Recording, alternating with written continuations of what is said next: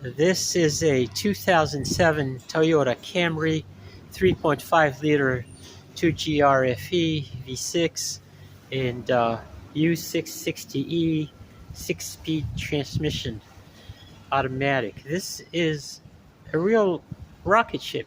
The car is in the shop today because of this issue right here, torn CV boot on the driver axle. So we're going to go ahead and replace this driver side CV axle.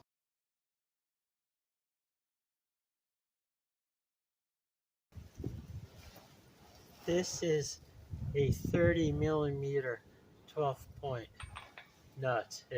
Before we remove it, we're going to unstake. We're going to unstake it a little bit. To unstake the nut, I use a punch and a hammer.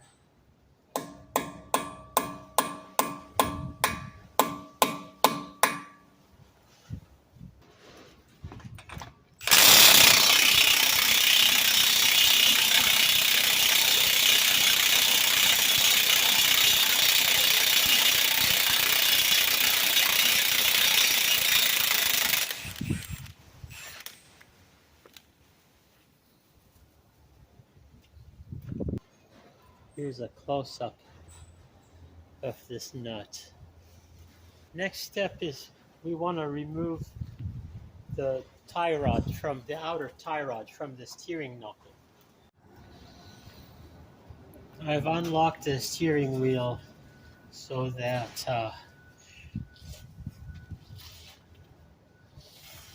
the wheel can turn freely, and this gives me better access to the tie rod, which is right here.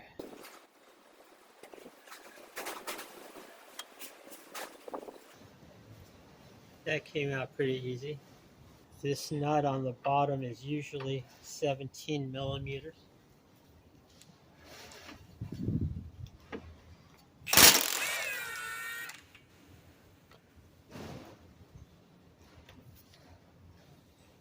So I'm just going to put the nut back on, and we do want to reuse this tie rod, so we do not want to damage it.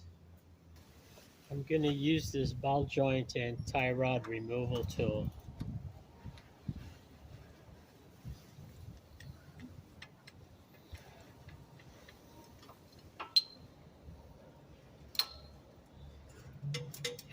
This is one of the essential must-have tools.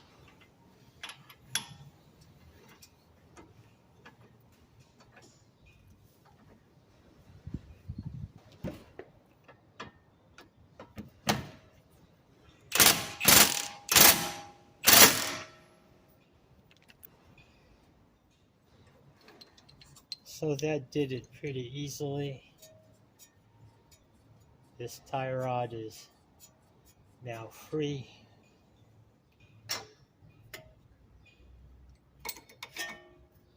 So our next step is to remove these two bolts from the strut, and then the entire hub can fall forward, give us enough room to disengage the axle.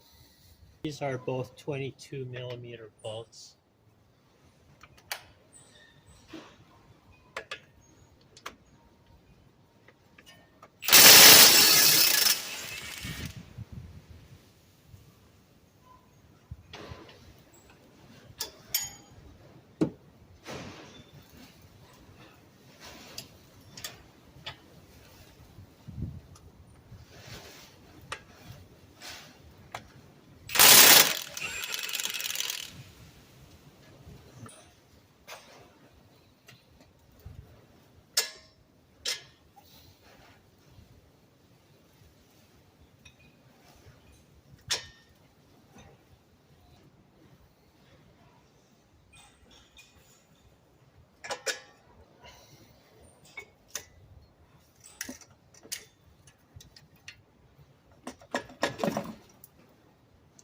Now let's see if we can tap this axle out of the hub.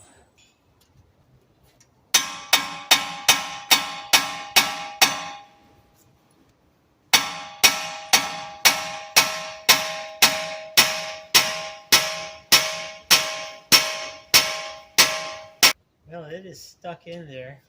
We're going to have to resort to our axle removal tool. With this tool, it's all in the setup. And we do need to use a bar just to keep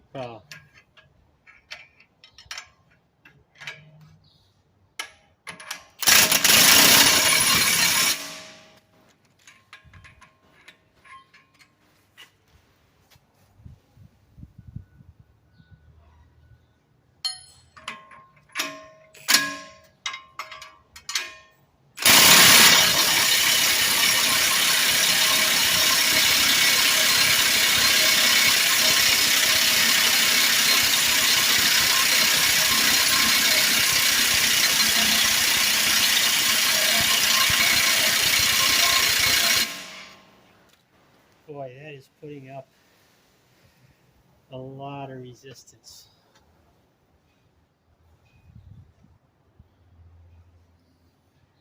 We took a break to apply some penetrating oil, and this finally got this to go, even though it's still somewhat lodged in there. So the final piece of the puzzle is you must remove this ABS sensor from the hub right here. Set it aside somewhere where it won't get hurt. And then you get enough clearance once you do that to get the axle out. So with the hub end of the axle out, all we need to do is take it out of the transmission case. So to get the axle out from the transmission, I'm going to take this pickle fork and I'm going to use it as a wedge right in between the CV joint and the transmission case, and let's see if we can just pop it right out.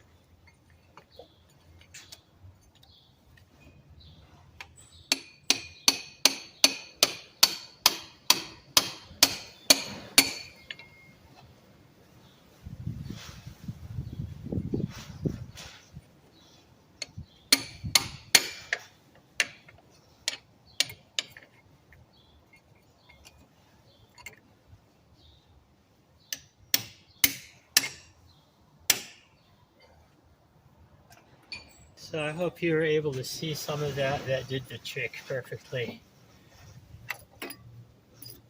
And this comes out.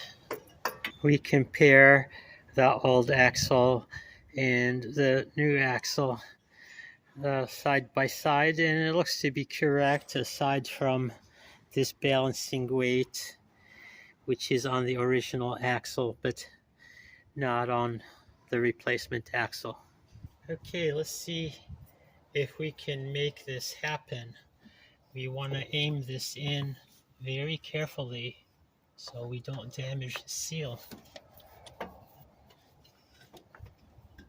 Okay, and once it's sitting in,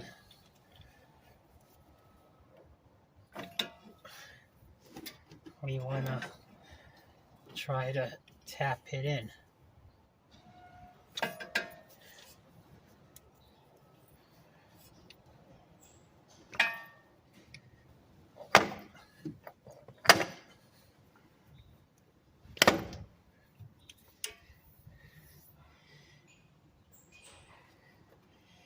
There, we got it in. Next, we want to apply anti-seize liberally to these splines so that we don't have a repeat of the difficulty of removing this axle in the future.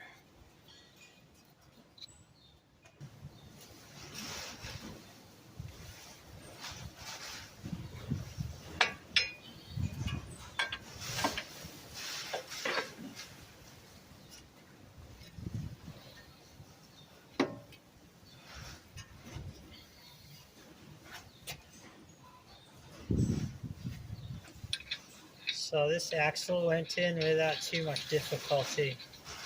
We can set this nut just to hold it in place. Then we can start to reassemble the other pieces. So as usual, to get the knuckle back into the strut, we need to be down at ground level so we can jack this thing up. So we're down at ground level. You can see how the floor jack is positioned under the ball joint, and we jacked it up slightly to try to line this up with the strut.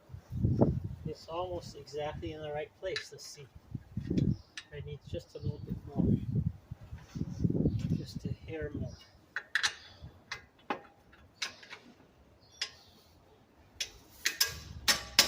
Okay, one is in.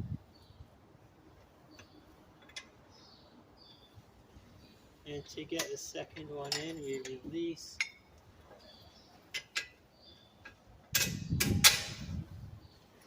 Okay, so we got both bolts in. We can start the nuts.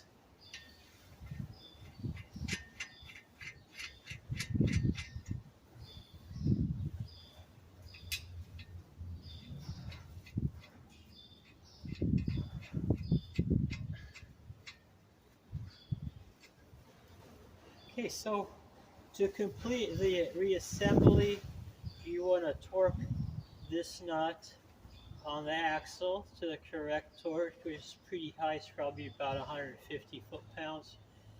And we want to torque these two bolts, the crash bolts, and they're probably around 110, 120 foot-pounds. Then, of course, we want to put the ABS sensor back where it belongs, and we want to reattach the brake lines and the ABS back to their retainer, and we'll put the wheel back on and we'll be all done.